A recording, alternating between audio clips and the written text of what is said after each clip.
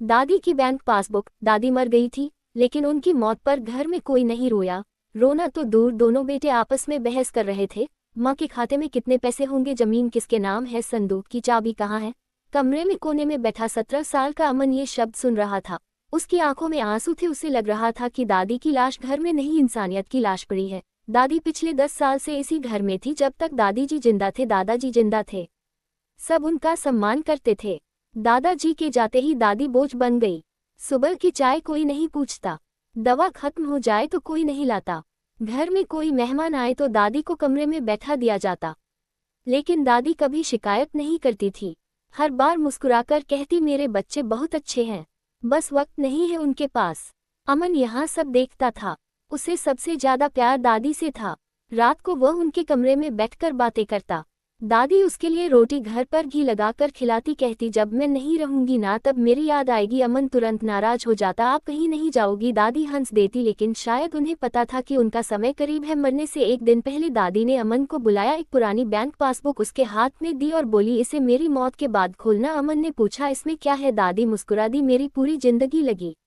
अगले दिन दादी चली गई। अंतिम संस्कार हुआ, 13वीं हुई और फिर शुरू हुआ संपत्ति का हिसाब। लेकिन आश्चर्य की बात यह थी कि दादी के नाम कोई जमीन नहीं निकली, कोई एफडी नहीं निकली, कोई लाखों का खाता नहीं निकला। दोनों बेटे गुस्से में थे। पूरी जिंदगी कहाँ खर्च कर दिए पैसे। तभी अमन को दादी की दी हुई पासबुक याद आई। उसने पासबुक खोली, अंदर केवल 317 रुपए थे। सभी हंसने लगे, बस इतने पैसे। लेकिन पासबुक के अंदर एक मुड़ा हुआ एक कागज भी रखा था। अमन ने पढ़ना शुरू किया और अगले ही पल पूरे घर में सन्नाटा छा गया। उसमें लिखा था, मेरे बच्चों, जब तुम ये चिट्ठी पढ़ रहेगी मैं इस दुनिया में नहीं रहूंगी। तुम शायद मेरी पासबुक में पैसे ढूंढ रहे होंगे, लेकिन इसमें पैसे नहीं, मेरा हिसाब है। पहला पन्ना खोलना। अमन ने पहला पन्ना खोला। वहां दादी की लिखावट थी, 1988।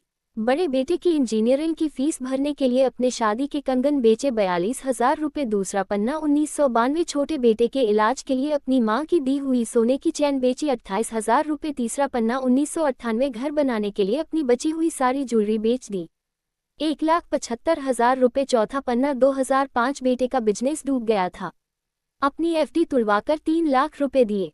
पांचवा पन्ना 2011, बहू के ऑपरेशन के लिए बचाए हुए पैसे दिए।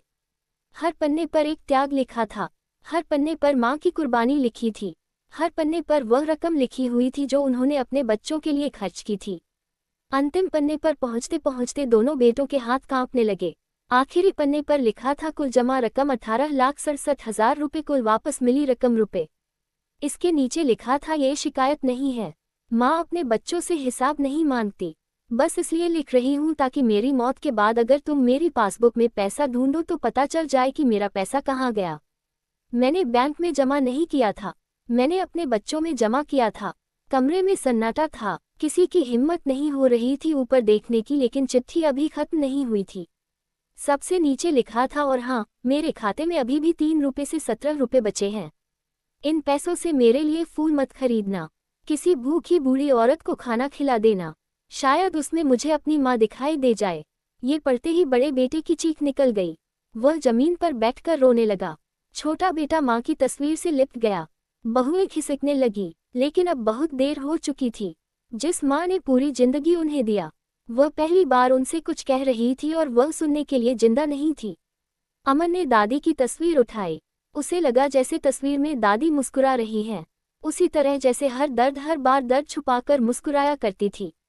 उस दिन घर में पहली बार किसी को समझ आया, माँ की सबसे बड़ी जमा पूंजी बैंक बैलेंस नहीं होती, उसके बच्चे होते हैं। और सबसे बड़ा दुख तब होता है जब बच्चे प्यार ब्याज तो लेते रहते हैं, लेकिन प्यार की एक किस्त भी वापस नहीं करते। उस रात घर में किसी ने खाना नहीं खाया। दादी का कमरा, जो कभी घर का सबसे अनदेखा कोना था, आज सब उस सब के लिए सबसे भारी जगह बन गया था। बड़े बेटे ने अलमारी खोली तो उसमें दादी की पुरानी साड़ियाँ करीने से रखी थी।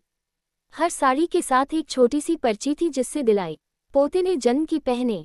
दादी ने हर छोटी बड़ी याद संभाल कर रखी थी, लेकिन किसी ने उन्हें नहीं संभाला। अगली सुबह अमन दोनों चाचाओं और अपने पिता को लेकर शहर के एक वृद्धाश्रम पहुंचा। उसने दादी की पासबुक के 370 रुपये निकाले और वहां रहने वाली बुजुर्ग महिला को भोजन करवाया। जब उस महिला ने कांपते हाथों से अमन के सिर पर हाथ रखा तो उसकी आंखें भर आई।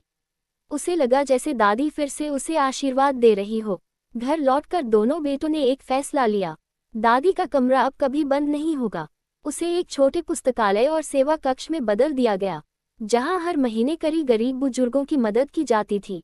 दरवाजे पर एक तख्ती लगाई गई, शारदा देवी स्मृति कक्ष, और उसके नीचे दादी की चिट्ठी को आखिरी पंक्ति लिखी गई।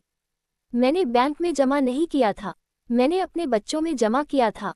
समय बीतता गया, घाव भले भर गए लेकिन पछतावा कभी नहीं गया। जब भी घर में कोई ऊंची आवाज में बात करता, दादी की तस्वीर सामने दिख जाती। जब भी कोई बुजुर्ग सड़क पर दिखाई देता, दोनों बेटे रुककर उनका हाल पूछते। शायद वह अपनी माँ को हर चेहरे में ढूंढने लगे थे। सालों बाद जब अमन बड़ा होकर सफल इंसान बना तो उसने अपने कार्यालय की दीवार पर दादी की वही पासबुक फ्रेम करवाकर टांग दी। लोग पूछते, इस पुरानी पासबुक में ऐसा क्या खास है? अमन मुस्कुराकर कहता है, ये दुनिया का सबसे अमीर बैंक अकाउंट है। इसमें सिर्फ 317 रुपये नहीं, एक माँ का पूरा जीवन जमा है। और सच तो यही है, माँ कभी गरीब नहीं होती। गरीब तो वह बच्चे होते जो जीते जी उसकी कीमत नहीं समझ पाते। क्योंकि माँ की असली दौलत पैसे नहीं, त्याग होती है, और उस दौलत की हिसाब किसी बैंक की पासबुक